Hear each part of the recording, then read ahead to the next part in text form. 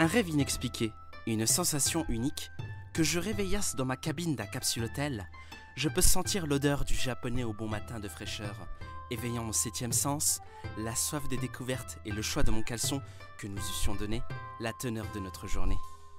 À l'heure du petit déjeuner, je sens mon ventre crier famine. Bon, la voix de France 3, elle se prend un Kit Kat à la pomme, se casse tout de suite.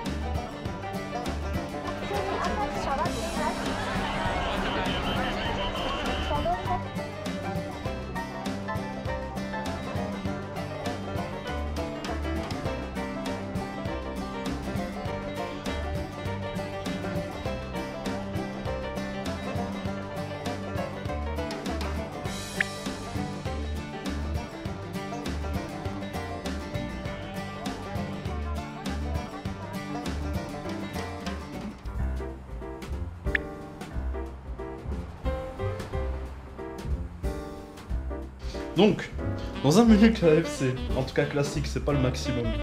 On a des cuisses de poulet, on a des nuggets, on a du poulet frit, et le meilleur pour la fin. Celui-là, c'est juste incroyable. C'est incroyable. Je sais pas si vous le voyez, mais c'est une cuisse de dingue. Almost the same like you, right? Je mets là. This one. Oh! Almost, but this is not Kentucky. Is better. Sorry. Hachi Kaguya. 와, 네. Hachi Kaguya. 리즈너블, 리즈너블. Sorry? Ça y est, 1000 fois moins cher, il a Reasonable. 800 This is balles. not reasonable. Ah, but this is. Et moi je l'ai payé à 2000 et quelques. Joyeux Noël. 좋아요. 메리 크리스마스. Merry Christmas. 메리 크리스마스.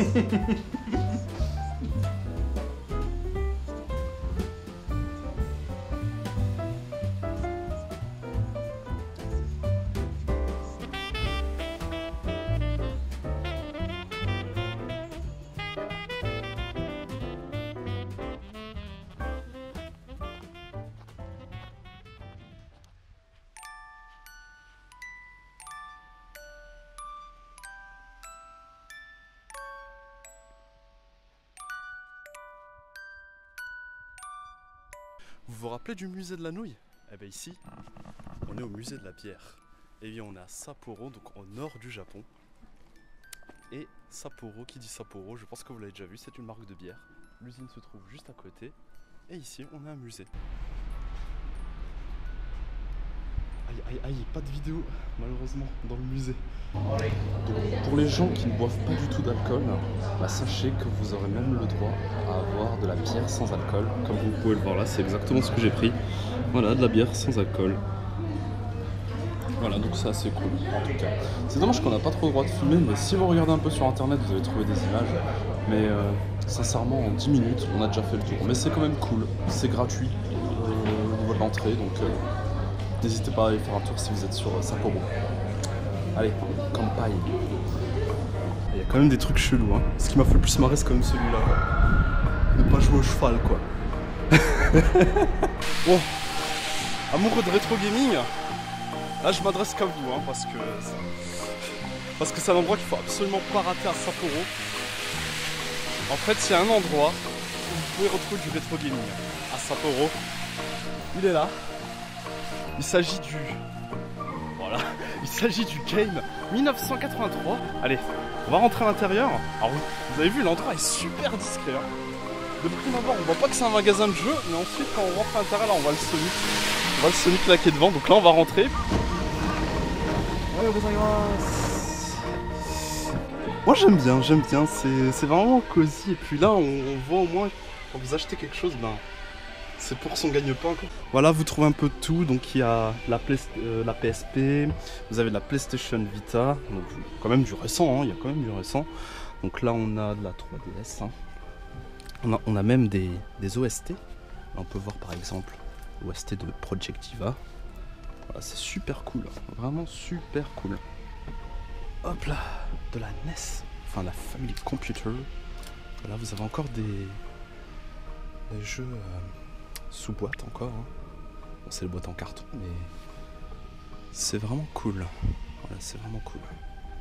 Et puis enfin, là on a des jeux de Super Famicom. Là vous voyez, hein, Final Fantasy V. Il y en a plein, hein. Vous avez beaucoup de jeux. Je savais même pas qu'il y avait un Rayman sur Dreamcast. Voilà, bah là je la prends en direct en même temps que vous. Bon là on arrive quand même à retrouver du Sonic 2, du Sonic 3, là Sonic premier du nom.